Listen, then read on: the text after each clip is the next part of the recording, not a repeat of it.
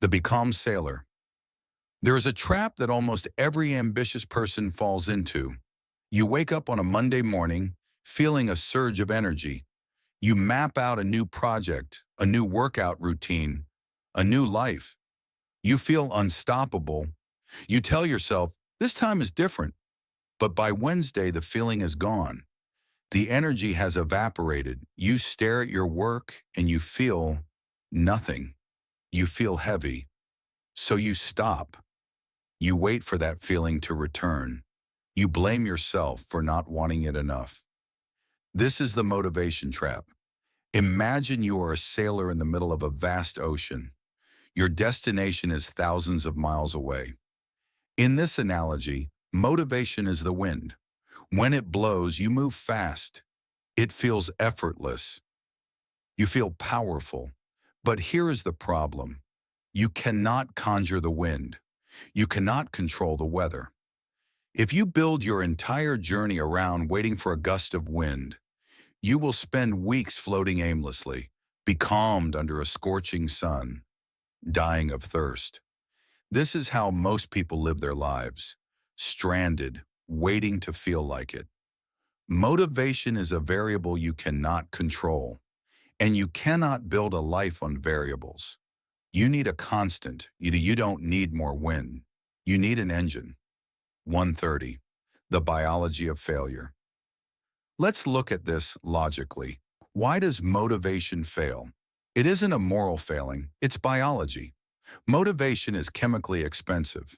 It is usually a spike of dopamine, a neurotransmitter associated with craving and reward. But the brain is designed for homeostasis, balance. It creates a spike, but it inevitably demands a crash. Motivation is a chemical high, not a sustainable fuel source. Furthermore, your brain is an energy conservation machine.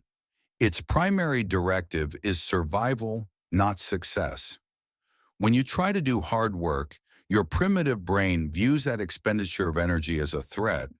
It pulls the emergency brake. That is the resistance you feel.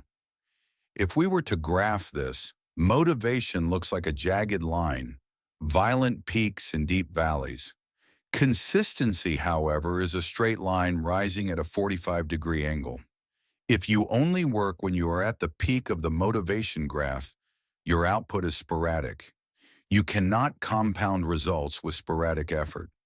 Logic dictates that we need a power source that works in the valleys. 0330. The engine. What is a system? If motivation is the wind, a system is the engine. An engine doesn't care about the weather. It doesn't care if it's raining or if the water is rough. Most importantly, an engine doesn't care how you feel. It only cares if you turn the key.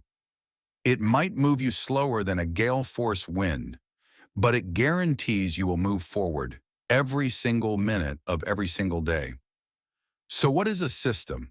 A system is a set of behaviors that you execute regardless of your emotional state. It creates a floor for your performance.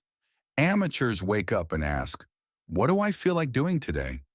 This is dangerous because it introduces decision fatigue. Every time you have to decide to work, you burn a little bit of willpower. By noon, your battery is dead. Professionals do not ask what they feel like doing. They wake up and execute a protocol. A system eliminates the need for willpower because the decision has already been made. You are simply the operator of the machine. Strategy, building the machine. How do we build this engine?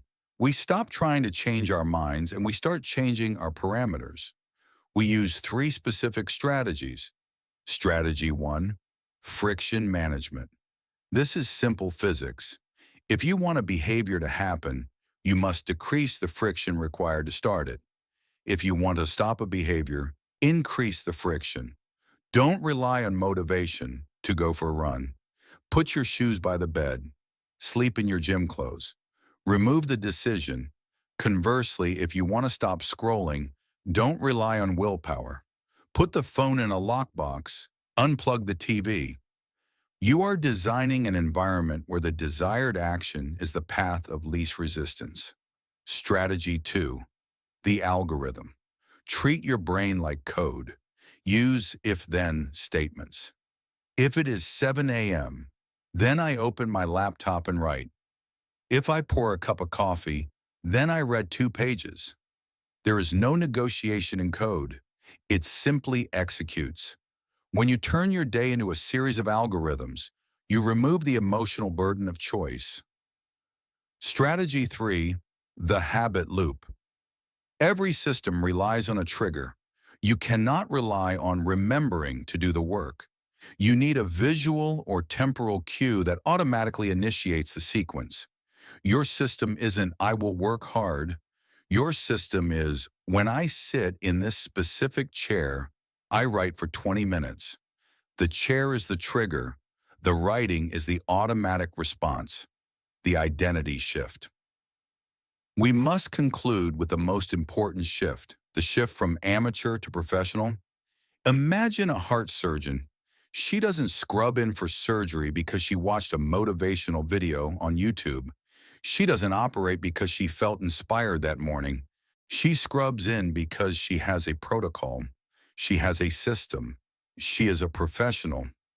Motivation is for amateurs. Systems are for professionals. If you want professional results in your business, your health, or your art, you need to stop acting like a sailor waiting for the wind. You don't need to feel good to do good work. In fact, some of your best work will happen on days you felt absolutely nothing, but you sat down and turned the key anyway. That is the power of a system. It liberates you from the tyranny of your own emotions. Stop waiting. Build the engine. Subscribe for daily dose of these videos